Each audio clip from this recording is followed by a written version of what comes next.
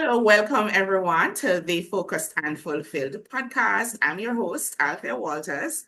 I'm also a master trainer and coach at Blazing Beyond. And welcome to the Focused and Fulfilled podcast, where we explore stories that fuel purpose, productivity, and personal growth. Today's episode is one that will truly inspire you to reimagine what is possible at any age, right? And I'm joined by the remarkable Gerry Wilson, an 82-year-old debut novelist whose journey is a powerful testament to purpose, persistence, and patience. She's a seventh generation Mississippian. Gerry has lived through the civil rights era, published award nominated stories, and just released her first novel, That Pinson Girl, which was released in 2024. But today's episode and today's conversation is more than about Gerry's book, but we want to talk about Gerry's journey. How do we start something new at any age?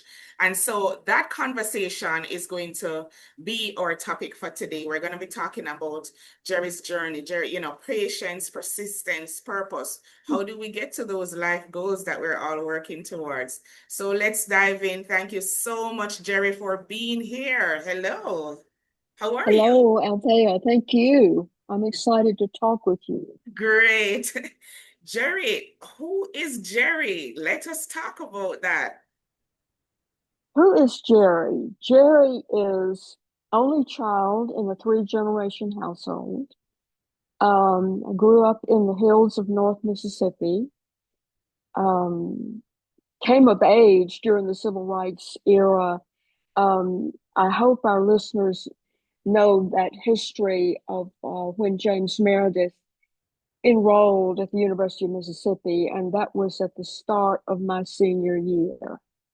And so I was on campus and sort of witnessed all that, which was maybe, I hate to confess in some ways, but was maybe my wake up call as far as issues of rights and personhood and all those big things that were happening Yeah. in that era. Yeah.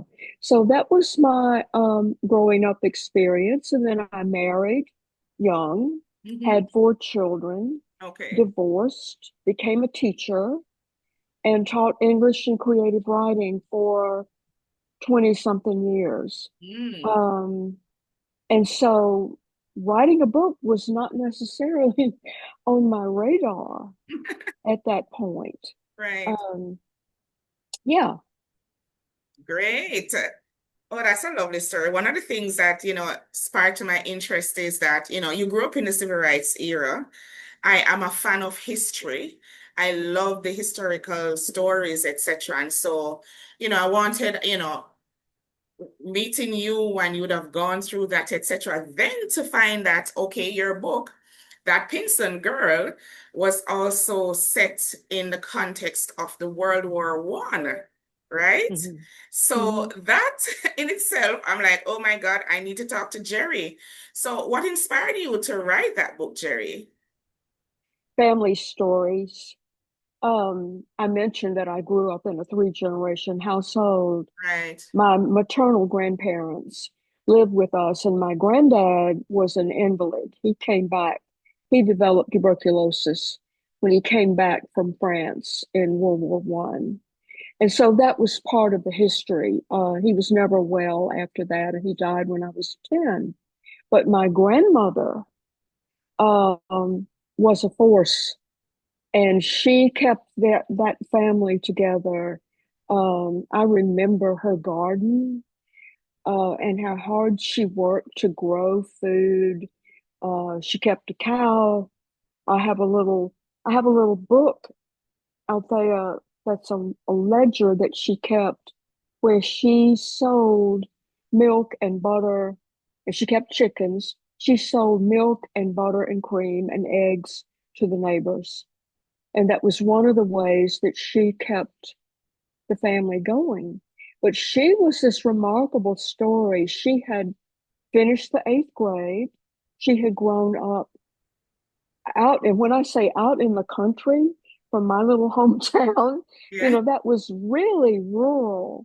And so that was the only education that was available to her. And she is the inspiration for the character of Leona in the novel. Yes. Um, she would want me to tell you that she did not have a child out of wedlock the way Leona, the main character in the book, does. But the poverty, the complications of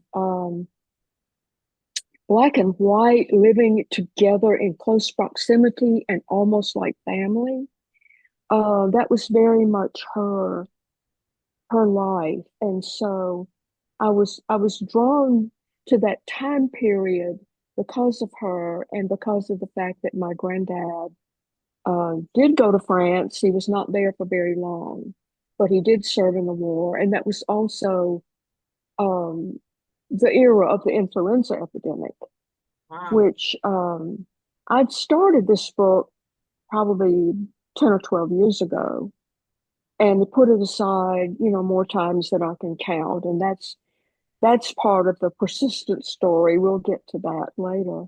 Yeah. But I was drawn back to it, I think, because of COVID. During the COVID outbreak, when we were so isolated, and that was a challenge for all of us, regardless of age. But my husband and I were particularly careful about exposure, as much as we could be. Right. And so I was sort of casting about for something to work on. And I was drawn back to this story, I think because of the similarities, really, regardless of the time frame, of what was happening to us now and what happened to people then with that devastating epidemic. Yeah. So yeah, that's the history part. Wonderful. So the connection of the pandemics was a push start for you again, right? Hmm. Because you Hmm. published this book in 2024.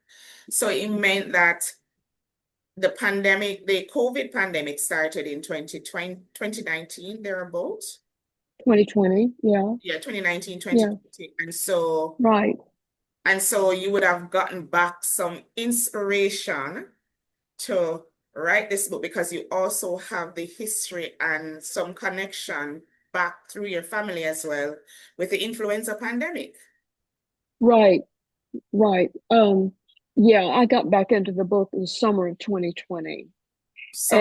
And I had a what we call a full draft, but it went through, it seemed like I had some doors to open for me as far as revision goes. And I mean, I go through many, many revisions when I write. So it's not that I magically produce all these words and that's it and I send it out.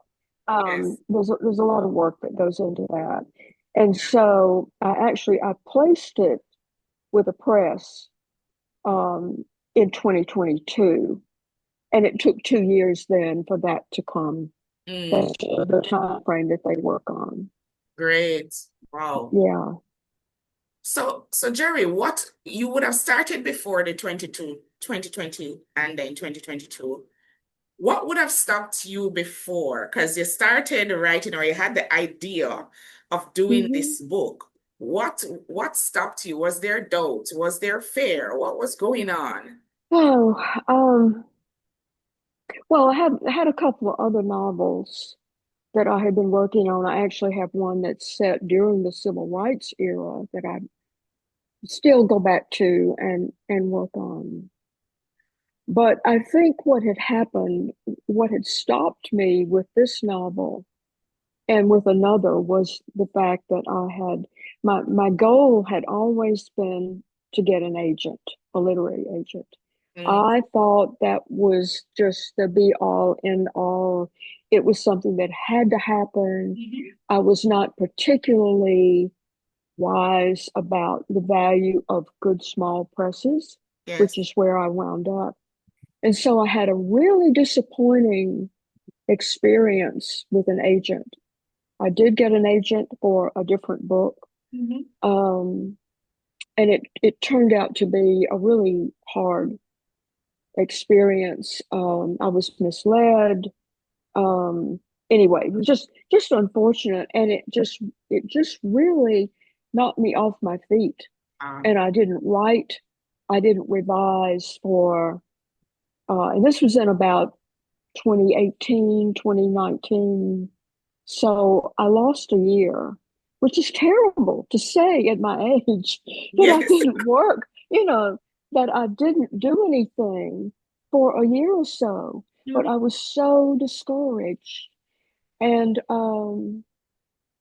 and then things began to turn around for me, and I developed a little thicker skin, and it became more of, well, how dare he, you know, and I need to be stronger than that, and I need to believe in the possibility of my own work more than that. And I began to look around for at at independent presses, and that became the route, as it is for a lot of people, regardless of age. Yeah, Yeah, great. Believe in the possibility of your own work. absolutely, Yeah. absolutely. Be open to the work. It takes a lot of work for most of us, I would guess, Yes. to get a book in publishable shape. Yeah. Yeah. Great. Earlier in the conversation, you mentioned that there was a 12 years pause for Mm. something, right? Yeah. So the 12 years sound like that's over a decade, right? But Right. what would have kept you going? What would have kept you going to make I sure? was writing I was writing short stories, and I actually published a book of stories in 2015. Mhm. So at that stage, even though I had taken the opening of this novel to a workshop, and it won a little prize. It won Best of Workshop, the first 25 pages or so Yeah. of what became That Pinson Girl. I mainly considered myself a short story writer because Mhm. that had been my entry point. Mhm. When I was teaching creative writing to high school students, um, I had to learn how to go about that, and I was fortunate enough to get to do some teacher workshops where I began to explore my own writing, and learned a little bit about writing fiction myself, and that was sort of my entry point. And so I was writing short fiction and publishing some short stories here and there long before this idea of the novel began to nag at me. But it was there for a long time. And I remember asking my husband, expressing that to him. And he was a college professor, and he taught creative writing at the college level. And I said, how in the world do you make that transition from 3,000 words to 75,000 words? Where does all that story come from? And he said, well, you've got to remember that it's just a long story. You have a lot more room to develop setting and character and conflicts, um, than you have in that limited space of the short story. And so it's like when you go for a long walk, you just put one foot in front of the other and keep going. And that's oversimplifying, but that's basically what we have to do if we aspire to write Yeah. longer stories. Well, excellent. Excellent. Because I think that, you even, so the goal was always there, Jerry. Sometimes when in life to really get to that end result, we just have to continue taking the action or the steps. Sometimes the path is not clear, the end in mind is not clear. But during that 12-year break, what I got from you was that you were doing something. You were actively Right, doing right. something, doing your work, writing your short stories, etc. And then that, prompted you to think bigger, asking for guidance, etc., so that we could get to the end goal of where you are now. Absolutely, absolutely. And that's something I would encourage. our listeners to do, and that is to find some sort of writing community, even if it's just one person that Right. you can share work with and compare notes and read for each other, because having just that small connection with somebody else to put eyes on your work Hmm. just gives value to it, I Yeah. think, and can be really helpful. And if you can afford to find a workshop somewhere, and in most, if you're fortunate enough to live in a city, you will find workshop and writing group opportunities uh, without a great outlay of money. Yeah. You don't have to pay for things like that. There are opportunities available to you. It's just a matter of finding those connections, and I really would encourage that. That Wonderful. can be helpful. Yeah, that helps in terms of, when you're writing books, writing novels, etc. Find other areas or people that you can tap into. There's a quote that says, as long as we are persistent in our pursuit of our deepest destiny, we will continue to grow. We Mm. cannot choose the day or the time when we will fully bloom, but it will happen because we are persistent. And that is something that I get from your story and your journey. Now, I wanted to know along your journey, what would have prepared you, either, what life lessons or what Mm. situations would have prepared you, even emotionally, spiritually, etc., to take this journey and to continue to get to the end? What would have prepared you to do that? Um, I don't think many of us get through this life without periods of deep hurt and disappointment, Yeah.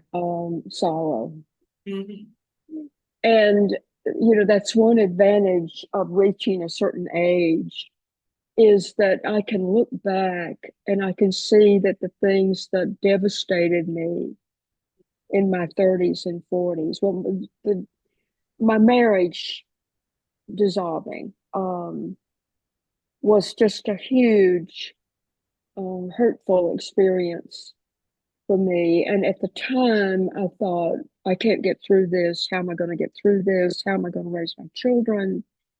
Um, but I can look back on that now, and I can see that the path that my life took after that is the path that I was supposed to take, Yeah. that I couldn't see in the moment. Right. And I hope that if there is anything hopeful that I can bring to your audience, I hope it's that. And there's no escaping the things that life hands us. Um, it's that old idea of we have to walk through it. There's no way around it. Um, but we do somehow manage to walk through. And sometimes it's those very experiences that equip us for what's to come later on. Without them, we would be different people. Absolutely, because there are so many times when we question, why is this happening to me? Yeah, Our life journeys, and but the lesson, you will not see the lesson in the moment, but absolutely. we You have that's You're saying it so well. You're saying concisely what it took me 5 minutes to say. Yeah, which is why I'm a novelist. no problem, Jerry.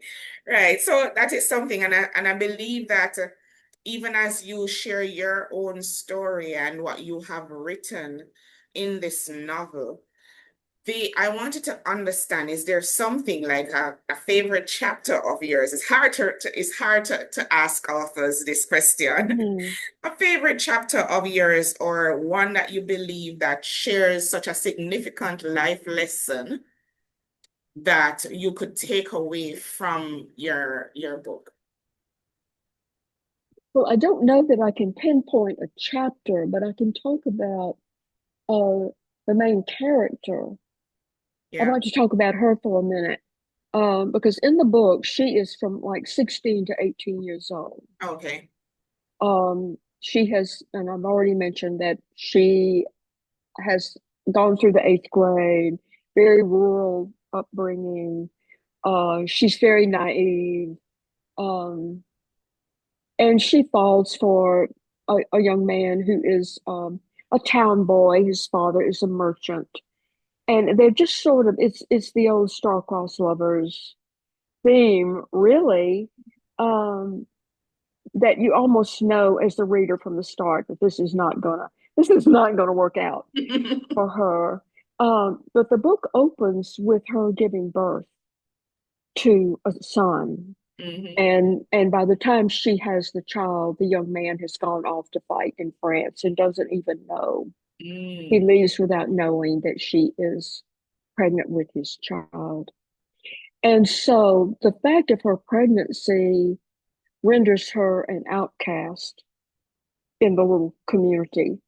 And I witnessed that. I mean, I grew up in the 40s and 50s, and that was still in my little rural community. I mean, a girl was ruined if that happened Yeah. in her life. Um, but what I had to really work on with this character was to find ways to make her resilient and to make her persistent Yes. and strong. And so, hopefully, what I was trying to do with her was, even though the story is set during World War One, my goal was to make her relevant as a story for women now. Hmm.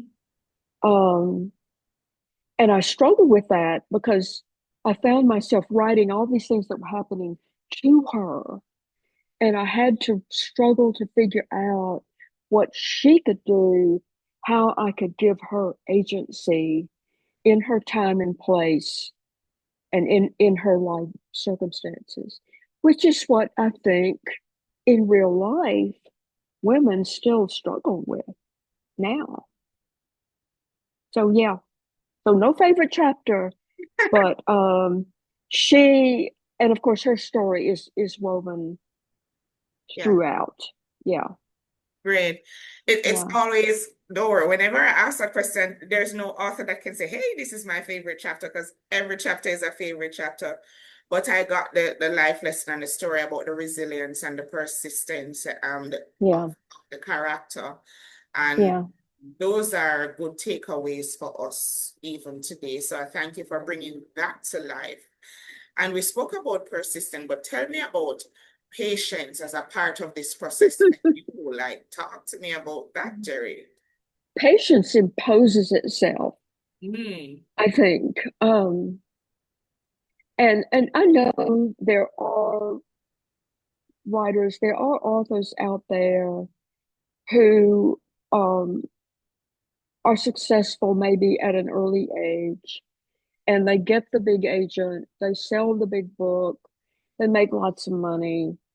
Um, but that's not, I don't think that's the more common story. I think there are more of us around who have found our own little paths to whatever success we have been able to find in whatever ways. And I would encourage people to be aware of those possibilities. And it's great to dream big. I have a grandson who wants to get an MFA. He's a terrific writer, yeah. and he's graduated from college, and he's working two jobs, and he's trying to save a little money so that maybe he can go back and do that. Mm, And that's great. If you want to go that route and you can manage to do it, you will learn a lot and you will make good connections as far as a career is concerned. mhm, But it's not absolutely necessary.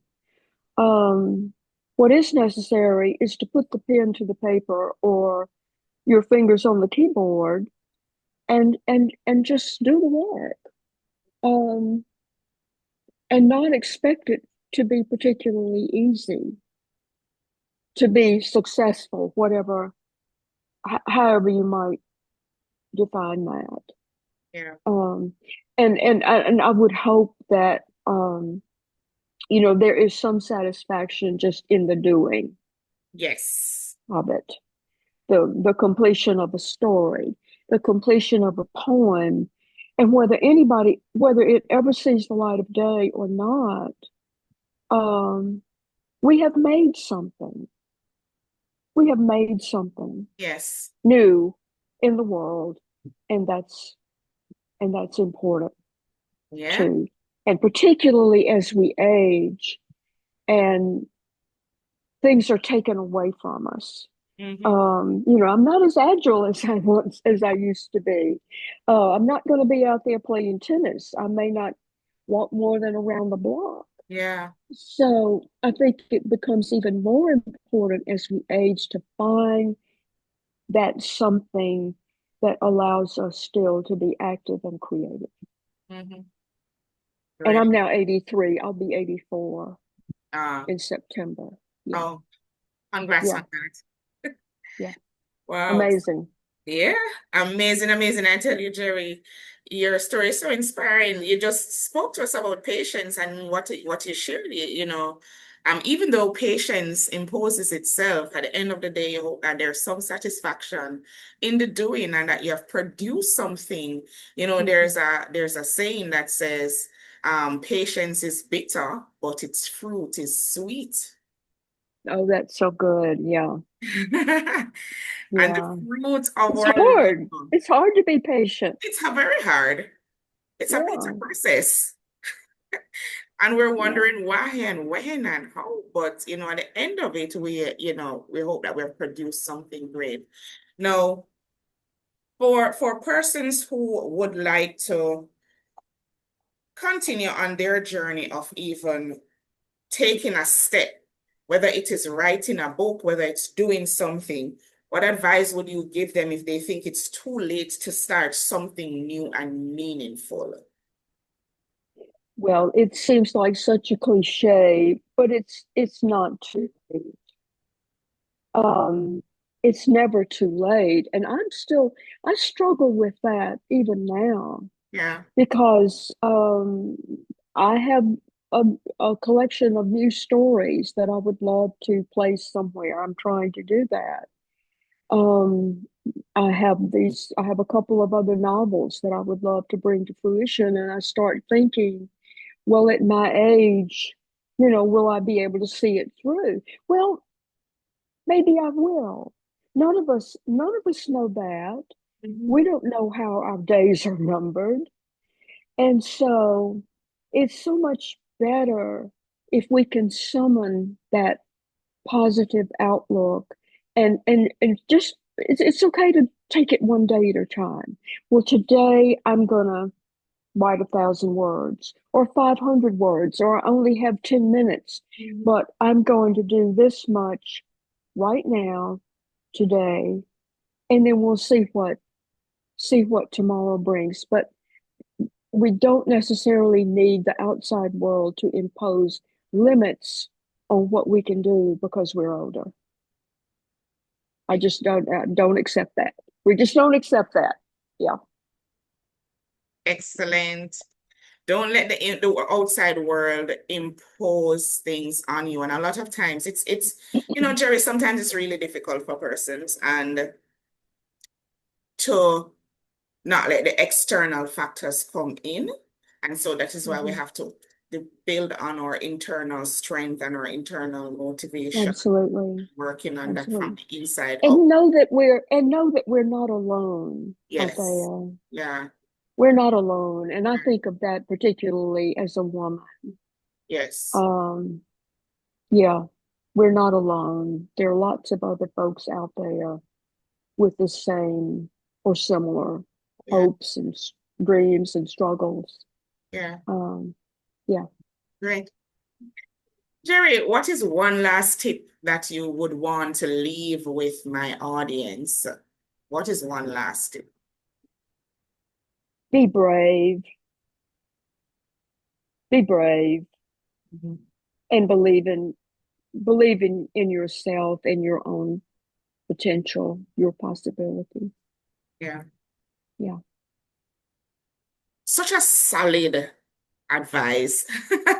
Be brave and believe in your own potential and possibility, right? And Right, right. And also know that the road you think you see may not be the road you take. yeah, Be open, be be open. open. Hmm. Be brave, be open. Hmm. I totally, totally love it. Um, this story and your journey has been very inspiring, Gerry. And I think that, listening to you have re-inspired me in so many different ways, trusting the process, learning patience. Sometimes things will not have the blueprint. Hmm. You may not see the end goal at the same, you may not see the Hmm. path, sorry, to get to the end goal, but trust the process, continue to be persistent in what you do so that you can go and, Hmm. reap the benefits of the work that you're doing while you're trusting the process. That this And Yeah, this is my self-talk. This is my self-talk. This is how I talk to myself. yeah, Yeah, great. to stay hopeful and to keep going. Yeah. Yeah. Lovely. I really think that, there are so many takeaways from today's discussion and conversation, and I appreciate it so much, Gerry. But tell us where to find your book and tell us where to find you. Well, you can find me in Jackson, Mississippi. I never got too far. I never got too far from the hills, although I did live away a couple of different times in my life. Right. I've recently been the grandmother of a bride and a groom. I have Okay. grandchildren who are now Congrats. old enough to be marrying, and that's a really fun part of my life now. You can find That Pinson Girl. Um, I like to give a shout out to our independent bookstores. So important if you live near one, or even if you don't, um, you can always find them online. My local store is Lemuria, Lemuria Books in Jackson. Mhm. You can also find the book on Amazon. It is available there. If your library doesn't have it, say, please, would you get this book in the library? Because that's always nice when that happens. Yes. Um, yeah, yeah. All right, wonderful. So there you have it, everyone. We had such an incredible conversation, and what a great reminder from Gerry that dreams don't come with expiration dates, right? Gerry's story challenges us to hold on to our purpose, to trust our path, and to know that it's never too late to create, contribute, and begin again, or just continue on your journey. And if today's episode resonated with you, I'm asking you to share it with somebody, make a comment, like it, and just so that we can all ignite a spark in ourselves and other persons. So until next time, everybody, stay focused and stay fulfilled. This was the Focused and Fulfilled podcast, and I'm your host, Althea Walters. And thank you so much again, Gerry, for being on this podcast and saying yes. Thank you. All right, wonderful. Thank you, everyone. You'll get all the details inside our show notes when we post this episode.